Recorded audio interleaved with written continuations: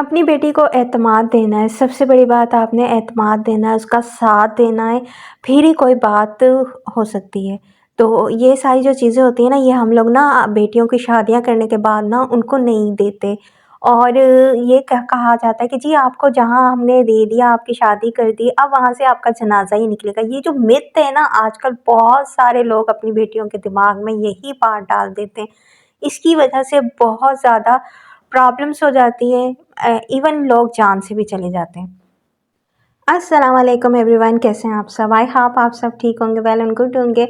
तो आप लोगों के लिए आज का व्लॉग कुछ इस तरह है कि ये एक सच्ची बातों के ऊपर है कि इस बच्चे की माँ कौन है, दूसरा ये बच्चा कहाँ जा रहा है, और तीसरी बात ये कि ये सारी जो है स्टोरी क्या है। तो ये सारी बातें मैंने आप लोगों के साथ ना शेयर करनी है।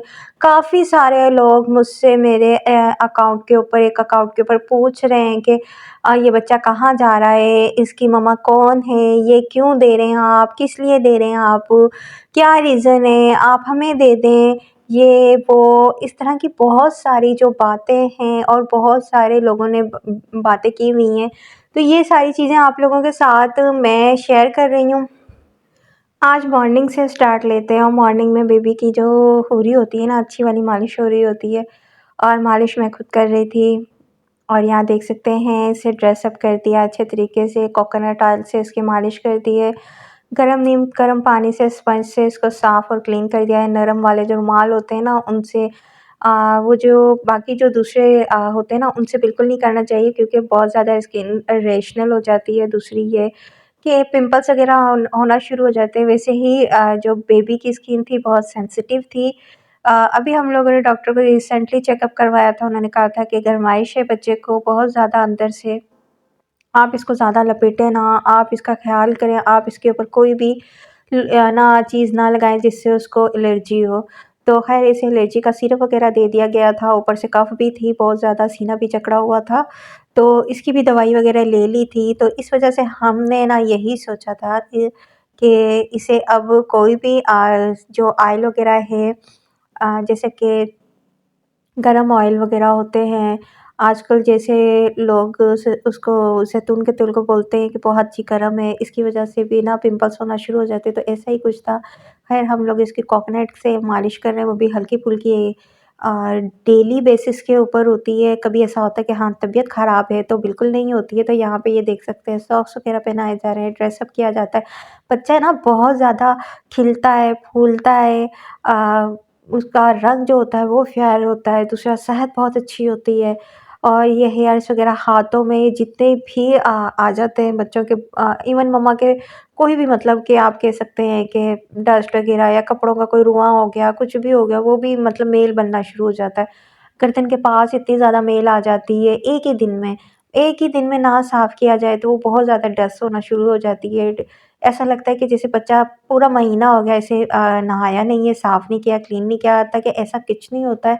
बच्चों के डेली ना जो ड्रेस चेंज हो रहे होते हैं, सिर्फ़ और सिर्फ़ मालिश और सफाई ना करने की वजह से ना इस तरह की सिचुएशन पेश आ जाती है। ख़ैर यहाँ पे ये सारा कुछ हो गया, तैयार भी हो गया, और काका, मुन्ना, गुड्डा तैयार भी हो गया है, प्यारा-सा हमारा बेबी। ये देख सकते हैं लोशन लगा दिया है हमने इसे, और यहाँ पे देखें कितने आराम से सुकून से ना तैयार हो रहा होता है, बिल्कुल भी नहीं बोलता, उसे पता होता है यहाँ मेरा काम हो रहा है। इसके बाद जब मैंने फीडर लेना है उसके बाद मैंने रोना है, मुझे फिर जाना है सोने के लिए। बच्चे बिल्कुल भी सब्र नहीं करते, लेकिन माशाल्लाह सब्र वाला बच्चा है, बहुत ज़्यादा सब्र वाला बच्चा है। मैंने तो इतने सब्र वाले बच्चे देखे ही नहीं हैं। आप भी माशाल्लाह कह देना कमेंट में।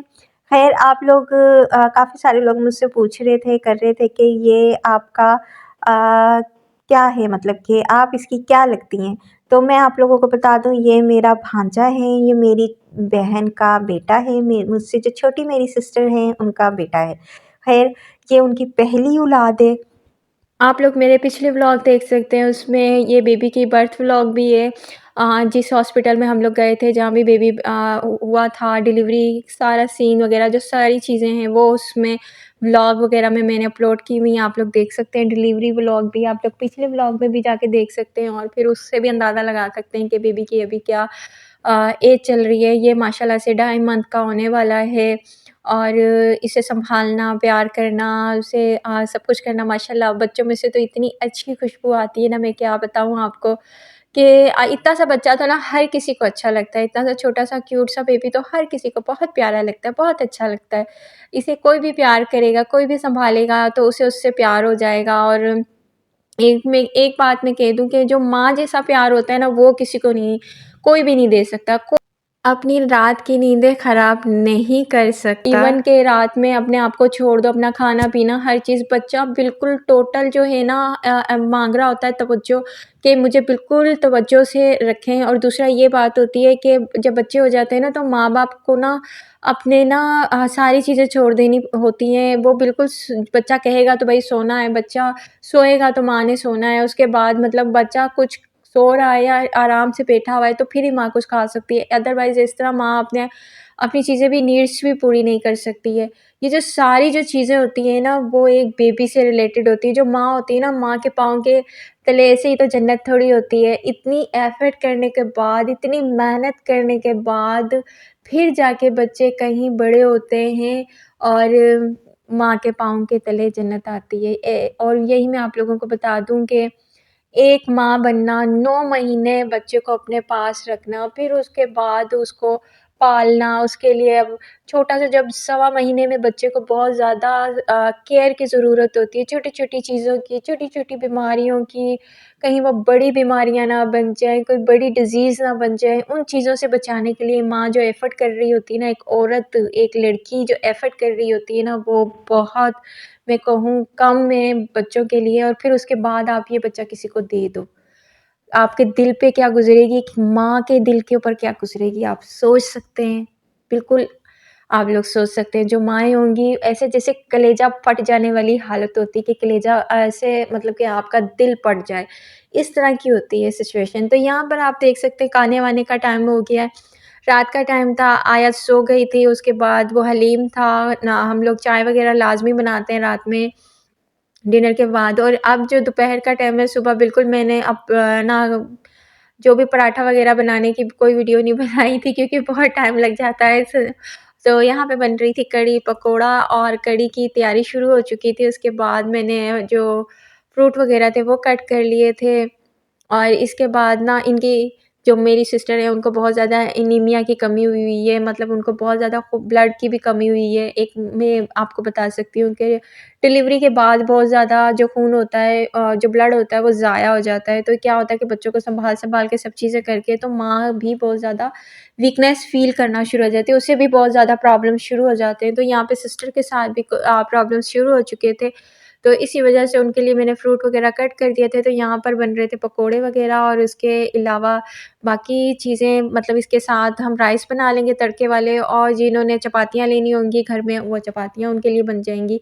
फिर यहाँ पे खाना वग़ैरह बन रहा है, सारी चीज़ें हो रही हैं। आज का व्लॉग मैंने थोड़ा-सा लेंदी रखा है आप लोगों के लिए क्योंकि मैं काफ़ी सारे छोटे-छोटे शॉर्ट व्लॉग बना रही थी, तो आज मैंने सोचा कि मैं सारी बातें क्लियर कर लूँगी ताकि इसी व्लॉग में आप लोगों को काफ़ी सारी बातों का पता चल जाएगा। यहाँ देख सकते हैं आप लोग बेबी कितना खुश हो रहा है, बातें कर रहा है, मुझसे भी बहुत ज़्यादा मायूस हो चुका है और दूसरा ये कि उसे बिल्कुल भी नहीं पता चलता कि मेरी मम्मा कौन-सी है और हम दोनों सिस्टर्स की काफ़ी मुशाबियत है मतलब कि हम दोनों सिस्टर काफ़ी मिलती-जुलती हैं बाय फेस लुक। तो उसे यही लगता है कि मेरी मम्मा ही है, मेरी खाला भी, मेरी आंटी भी मम्मा ही हैं और दूसरा ये वो आयत के साथ बहुत ज़्यादा मायूस हो चुका है, वो आयत को हर तरफ देखता है करता है, वो छोटी दुनिया है उसकी। और वो बहुत ज़्यादा खुश रहता है उसके साथ और वो बिल्कुल उसे हाथ भी लगाती है ज़ोर से तो वो बिल्कुल हँसना शुरू कर देता है, खिलखिलाकर हँसना शुरू कर देता है, उसको हम लोगों की बहुत ज़्यादा आदत हो चुकी है। वो कहा जाता है ना कि आप नसीब माँ-बाप ना हर चीज़ दे देते हैं, अपनी बेटियों को नसीब नहीं दे पाते। बादशाह भी अपनी बेटियों को नसीब नहीं दे पाता, तो ये नसीब के खेल हैं। अपनी बेटियों को सपोर्ट करें, अपनी बेटियों से प्यार करें, उनको समझाएँ। ख़ास तौर पे न्यूली शादी जो हुई होती है, मैरिड कपल होता है, उनके बारे में उनसे बात करें कि भई आपकी ज़िंदगी किस तरह चल रही है। हर चीज़ का रखें। अगर बेटी आपसे कोई बात छुपा रही है तो उसे बोलें कि नहीं, आप कुछ भी मेरे से हमसे ना छुपाएँ, आप बताएँ कि आपकी लाइफ़ में सब कुछ अच्छा है, बेस्ट है, कोई प्रॉब्लम है तो तब बताएँ। तो फिर इस तरह की सिचुएशन से ना इंसान अच्छे तरीके से ना देख सकता है। अगर टाइम इस तरह ओवर हो जाता है ना, तो फिर इसी तरह की सिचुएशन देखने को मिलती है, जैसा कि आपको भी ये सिचुएशन देखने को मिल रही है। ख़ैर, आप लोग देख सकते हैं आयत कितनी ज़्यादा खुश है बेबी के साथ, और बेबी कितना खुश है आयत के साथ। तो ये लोग बहुत दोनों खुश हैं, एक-दूसरे से मायूस हैं, एक-दूसरे को ढूँढेंगे भी बाद में, जब चले जाएँगे, जुदा हो जाएँगे एक-दूसरे से। तो यहीं पे मैं अपने व्लॉग का ना एंड करूँगी। आगे की बातें ना अगले व्लॉग में होंगी। तब तक के लिए अल्लाह हाफ़िज़। मिलते हैं हम लोग आप लोगों के साथ अगले व्लॉग में आगे की बातों के साथ। तो आप लोगों ने सब्सक्राइब करना है, लाइक करना है और अच्छा-सा एक कमेंट कर दें। माशाल्लाह कह दीजिएगा बेबी के लिए। अल्लाह हाफ़िज़।